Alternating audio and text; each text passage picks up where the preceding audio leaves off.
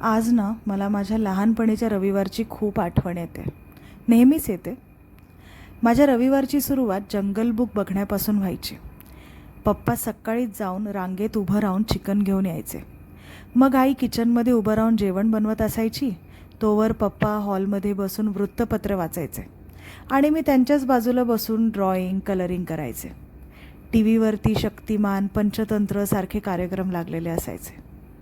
आणि मग दुपारी संपूर्ण कुटुंब एकत्र बसून जेवण करायचो.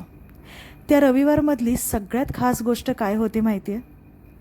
कुठलं तरी महत्त्वाचं काम असल्याशिवाय माझ्या घरातनं कुणीच बाहेर पडायचं नाही.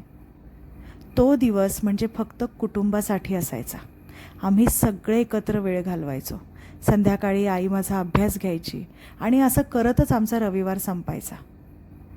नंतर पुढे मी आणि माझी बहीण मोठे झालो, कॉलेजला जायला लागलो आणि मग सगळे चांगले चुंगले पदार्थ मित्रमैत्रिणींबरोबर कॅन्टीनमध्ये बसून खायला लागलो. मग पुढे कॉलेज संपल्यानंतर जॉब सुरू झाला आणि मग सोमवार ते शनिवार काम करून दमतो म्हणून प्रत्येक रविवारी मित्रमैत्रिणींसोबत प्लॅन बनवायला लागलो.